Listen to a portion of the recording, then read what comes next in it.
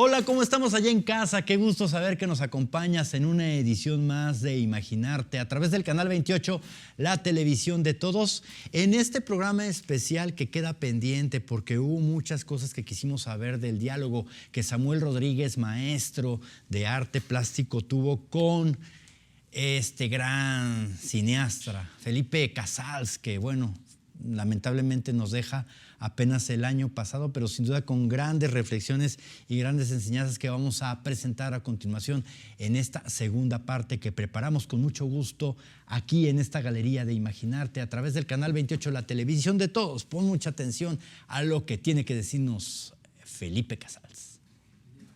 Y bueno, mucho que comentar en relación a esta entrevista fabulosa que hiciste al maestro Felipe Casals, que nos está haciendo realmente reflexionar muchísimo en torno a cuál es el futuro del séptimo arte. Y en estos bloques que vamos a presentar a continuación, continúa en uno de ellos hablando de esto, ¿no? Del futuro del cine. Sí, recordemos que él es el autor de esta trilogía inconmensurable del cine mexicano, Las Poquianchis, Canoa y El Apando, en donde lanza una versión ya muy afirmada, una estética que se pelea con el cine de mexicano clásico y que lanza una versión desgarrada de nuestra propia sociedad. Entonces, yo creo que es una mirada fundamental para entendernos como sociedad y también para entender la estética y las dinámicas estéticas de México. ¿Te parece si vamos con este tercer bloque, donde justo nos está hablando de todo este fenómeno, de lo inmediato, de lo banal, que pareciera se está volviendo ya la producción cinematográfica? Sí, sí, de verdad, repito, este bloque es especialmente para estudiantes de arte de cine, es una verdadera teoría de la imagen. Perfecto, adelante con esta siguiente parte, con el Felipe Casals. El cine, yo te había comentado que nuestra posible conferencia el año pasado sería sobre la temática de que primero el cine se debe sentir y luego reflexionarse. Claro, sí, sí, de acuerdo. Con los videos no hay ninguna posibilidad de sentir nada, salvo lo espasmódico. ¿Por qué? Porque lo espasmódico no necesita retención de la imagen, necesita nada más impacto. Pienso en esa escena de Bergman de los suplicantes en el séptimo sello, esta teatralidad potente, parece que el espectador contemporáneo ya no la recibe de la misma manera. Es una experiencia más. No la recibe de la misma manera porque se ha convertido en un consumidor de contenidos de entretenimiento. Ya no es un espectador, es un consumidor de contenidos de entretenimiento. Trata de imaginarte en las series que se hacen a un autor como Sam Peckinpah. Imposible. Sí, sí. Sam Peckinpah, que es la equivalencia del poeta Baudelaire en el western. Sí, sí, sí. Que niega y destruye y dice siempre todo es una mierda, todo es un horror. No hay serie posible que pueda llevar la firma de Sam Peckinpah. Con ello, yo auguro que el cine del siglo XX se va a convertir en piezas de museo. Quizá ya lo es. Quizá ya lo es, pero con el tiempo mucho más. Porque la voluntad del creador ya no existe. Aquí estoy comentando, ahorita, híjole, qué peligroso eso de piezas del museo, porque es una crisis no solamente de las nuevas generaciones que están produciendo cine, lo pongo entre comillas porque ya nos queda claro que es más un evento de espectáculo que cinematográfico, sino de las generaciones nuevas que están consumiendo ese espectáculo que piensan que es cine. Y tú me hacías un apunte interesante, que son víctimas de... Sí, de este movimiento mercadológico donde todo es efímero, donde todo es consumible al instante y luego no hay ni un momento de reflexión. No te permite reflexionar el mercado, te licúa. Y el cine y el arte mismo es el reino de la paciencia, el reino de la reflexión. Sí quisiera comentar que el maestro Casals no se cortó. Habló con muchísima penetración. Y la verdad, cada parte de la entrevista no solamente se disfruta, sino que te conmueve, ¿no? Te toca, como tocar un espíritu que necesita una reflexión lúcida. Y en esto de la reflexión lúcida y de la contemplación, que el arte es lo que nos pide, nos exige tener tiempo para contemplar, él hace en este último bloque que presentaremos a continuación una clara diferencia entre lo que es la violencia que vemos en los medios y la violencia en el cine, pensada para cine, con todo esto que tú estás comentando. Sí, hay un libro fundamental para entender este tema que se llama Ante el dolor de los demás, de Susan Sontag, y habla cómo la imagen artística es un sitio en donde se nos permite nuevamente la sinceridad, por más incómoda que pueda ser. Y la violencia que se muestra en los medios es una violencia ideologizada, ¿no? Diseñada para asustar, para espantar al espectador. Y la violencia que se presenta en Casals es una violencia para horadar y para despertar una mirada dormida. Diríamos que la violencia en los medios, si me permiten el término con disculpa de los televidentes, es casi pornográfica. O sea, no, es que lo es una pornografía social. Totalmente. Totalmente adaptada para un sistema ideológico y para un sistema de consumo. Y la violencia que se presenta en un Goya, en un Casals, en un Pasolini, en un González Iñárritu, es una violencia que orada y nos permite reflexionar y conocer el sentido de nuestra sociedad. Eso ya es casi un privilegio exclusivo de las artes. Que es la que debiera seguir permaneciendo en las nuevas producciones cinematográficas. ¿No? Aunque los dos son pantalla las dos, pero hay que creerle con mayor certidumbre la pantalla de cine. Sí. Escuchemos lo que dice el maestro Felipe Casals a continuación. Vamos a otra pausa y regresando presentamos el cuarto bloque, ¿te parece? Gracias. Samuel Rodríguez aquí platicando con Felipe Casals en Imaginarte, a través del canal 28, la televisión de todos.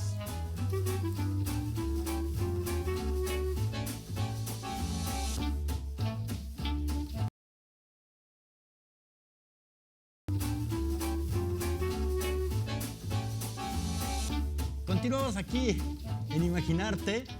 Es lo padre de hacer televisión así cuando tienes aquí al floor manager, Samuel. Bueno, ¿qué te voy a decir a ti? Que no sé si hayas tenido tú en algún momento interacción en algún plato de cine. Cómo todos corren, van y vienen y escribo mucho de cine en mis cuentos, pero quizá puedo enseñar cine precisamente porque no hago cine. Lo que no puedo es enseñar literatura, porque hago literatura, entonces es algo que no se puede enseñar. Ya.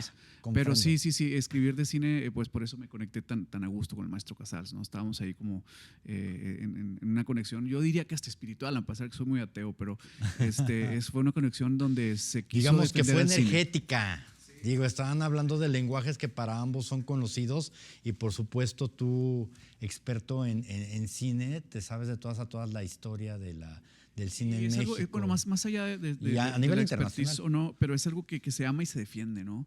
El cine mexicano a mí me entró por mi padre, que era un gran conocedor del cine mexicano y ya no me entró por la academia lo tiene muy olvidado. Y es un mea culpa que yo estoy en la academia y sé que esto no se privilegia. Entonces estas cosas se defienden con los dientes, con la sangre, con el esfuerzo. Y si tienes estos aliados, como decía Isaac Newton, vas caminando a hombros de gigantes. Claro. ¿Te parece si vamos al cuarto bloque y regresando comentamos todos estos aspectos que son preocupantes del futuro del cine? ¿Qué es lo que hay que hacer? ¿Qué es lo que hay que formar en las nuevas generaciones? Hay que seguir impulsando los ciclos de cine en las diferentes cinetecas de todo el país para que la gente vaya y darles difusión en programas como este.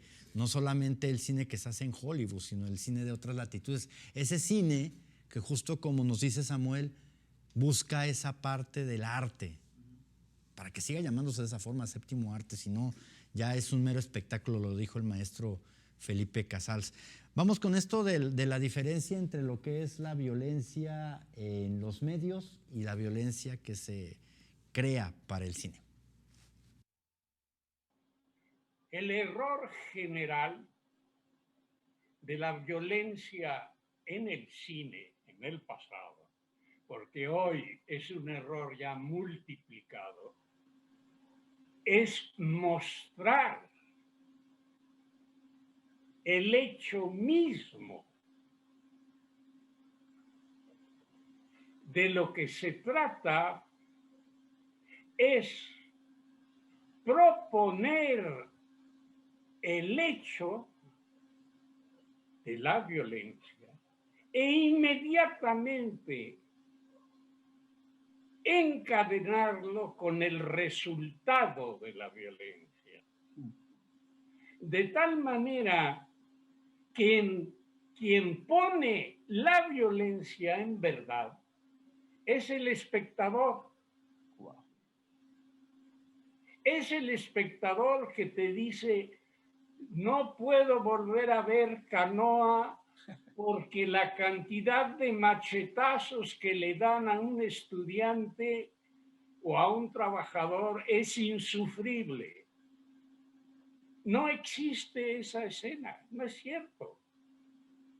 Existe la escena previa donde con palos van a palear el cuerpo y comienzan a palear, y la siguiente donde le dan el último golpe al cadáver. Pero el espectador vio cuando murió la víctima. Claro, se ramificó en su mente, se expandió en su mente. A Peckinpah, por eso es Peckinpah y otros varios, es un extraordinario cineasta, porque precisamente en la cúspide del momento crítico de la violencia, no evade, sino que empata lo que es el resultado de esa violencia. Lo de medio lo pone el estómago del espectador. Y encontrarás infinidades de espectadores que te dicen, no puedo ver esas películas porque están llenas de sangre. En efecto, las que sí muestran la violencia y son las que lógicamente el espectador rechaza. En cambio, cuando la violencia es sugerida, el término es escamoteada, el espectador recibe más el impacto porque él genera la imagen que no ve. Él es el responsable de esa imagen intermedia. Añadió unas imágenes que no estarán en la pantalla, que él completó a su modo. Sí. Y el haberlo hecho le revela un horror del que no se conocía a sí mismo. Sí, en muchas ocasiones. Si me permite hacer esta diferencia, por ejemplo, maestro, una noticia que vemos en los medios, que vemos en un noticiero de un hecho muy violento, genera un control de la sociedad, un miedo que controla. Y una escena que podríamos ver en Peckinpah, en Kurosawa, en Canoa, genera una especie de liberación, de enfrentamiento más lúcido y más auténtico a los presupuestos del horror. Es una diferencia notable. Una es una violencia que controla y otra puede ser una violencia que libera. Sí, pero entendámonos, violencia como término en general cabe Claro. una gama amplísima de circunstancias que la alimentan. No me refiero nada más a la violencia física. Sí, por supuesto. Sí. A la expresión. Pero a la violencia como un engranaje que va en aumento y en progresión y que tiene que tener un desenlace todavía más violento, porque la violencia en el cine, si la aborta, el espectador lo rechaza. Claro. Parece curioso, pero el policía negro que fue ahogado por la rodilla del policía. Pues sí, estoy aquí platicando con Samuel, nuestro invitado del día de hoy, que tuvo la fortuna de entrevistar a Felipe Casals en relación a la propuesta de este gran maestro. Y te lo decía Samuel Rodríguez, es el mismo DNA para el teatro.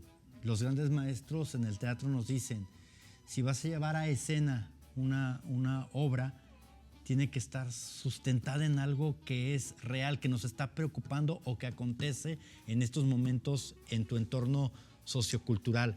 Ese realismo social que me comentas viene desde Francia y España. Sí, tiene una historia muy larga el realismo social que después se consolida de una manera magistral en el cine mexicano, pero la estética de nuestro cine es la estética del pueblo, de la clase popular, del trabajador, del campesino, del obrero, del vagabundo, Sí. del hombre de papel, de Ismael Rodríguez, de Los Olvidados, de Luis Buñuel, de Amores Perros, de González Iñárritu, de Roma, de Cuarón, de La niña del laberinto del fauno. Es el desamparado frente a un mundo machacante, ¿no?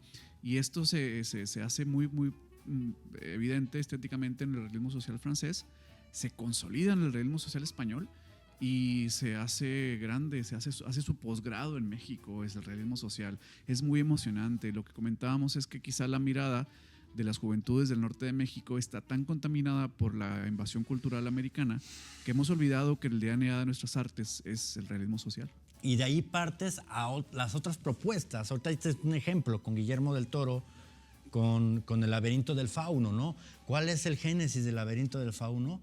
Pues todo el movimiento contra Franco y toda esa terrible situación que aún en la actualidad le sigue doliendo a España, ¿no? Del Toro tiene sus personajes como la forma del agua, que es una chica que trabaja limpiando en el laboratorio, la chica del laberinto del fauno, Cronos, que es una chica desamparada, y eso es la base de crear a la mexicana. Y ya de ahí partes a lo que es realismo mágico, como en el caso del laberinto, ¿no? Claro, pero mira, por ejemplo, en otras disciplinas, nuestro libro más grande, que es Pedro Páramo y El llano en llamas, sí, es también la base social. Y si te pasas a la fotografía de Gabriel Figueroa o incluso misma de Juan Rulfo, es lo mismo, es una reflexión muy profunda sobre las injusticias y una posible forma de repararlo en la dignidad de un rostro, ¿no? Es muy poderosa la idea. Todo esto es necesario estarlo compartiendo con las nuevas generaciones que están formándose como futuros cineastas, ¿no? Para mí es el único antídoto para evitar que la mirada acabe de licuarse. Vivimos en una ciudad totalmente enamorada del modo de vida americano, que puede que tenga muchas virtudes, pero nos desarraiga del problema principal, que es el problema de cómo nos vamos a entender entre clases. La cinematografía de Ismael Rodríguez, por ejemplo, habla del antídoto del amor, es el bálsamo para no chocar entre clases. Claro. Y eso creo que si ya se estudia poco, se deja de lado por el afán de generar pistones del mercado. Por ese lado sería en la parte formativa, en la parte de exposición, de exhibición del cine, para que la gente no se quede en sus casas y vaya a vivir la experiencia del cine como debe ser, como lo invita a hacer el maestro Felipe Casals. ¿Qué es lo que podemos potenciar o seguir haciendo? Sí, se tiene que generar una nueva generación de fotógrafos que se enamoren del formato gigante, ¿no? Reeducar a la población, reeducarnos a nosotros mismos, reeducar nuestra mirada. Y en cuanto a la experiencia creativa, en la calle está todo, la calle te da todo. La calle, la observación de nuestra gente, de nuestras debilidades, de nuestros dramas, de nuestras tragedias. Esa es la gran dinámica de nuestra, pero de Tijuana al Río de la Plata. El cine argentino por ahí va también, el cine cubano por ahí va también. Quizá el cine mexicano sí es el elemento más alto, pero también es el más amenazado por la invasión cultural que viene de Estados Unidos y que es sin piedad. ¿Consideras tú que en relación a esto el cine mexicano ha ido en detrimento con las últimas producciones que han exhibido? Mira, yo creo que se ha defendido bastante bien. Hay una directora que se llama Tatiana Hueso que hace unas, creo que no sé de dónde es, no sé si es de Salvador, no estoy seguro, pero su trabajo es en México y se ha defendido el cine mexicano, ¿no? Habla pero se va a defender mientras pueda seguir filmando a la clase menos privilegiada, porque es un país injusto y no hay ninguna otra forma de filmar este país que intentando marcar esas diferencias, y es toda la entrevista de Casals esto, ¿no? Claro, definitivamente. Ya no estoy aquí, entonces también cumple Por supuesto, con el digo, objetivo. esa es la gran película de nuestro tiempo, ¿no? Una ciudad donde estas personas que viven aquí enfrente de nosotros, Sí. que son parte de nuestra ciudad, que son nuestra identidad musical, han sido negadas y anuladas, y el personaje de Ya no estoy aquí es un chico que no tiene ni posibilidad de redención, y su único momento es un momento musical, pero después de ahí la ciudad lo traiciona y no hay posibilidad de redimirse. Esa observación es dignidad. Exacto. En cuanto a distribución del cine, buscar cinetecas, ampliar más el abanico, abrir espacios Sí, alternativos. yo creo que el artista, tanto el cineasta como el pintor, como el poeta, como el fotógrafo, que no confíe demasiado en las instituciones, ¿no? Que se abra espacios, que sea lo suficientemente valiente para abrirse sus propios espacios.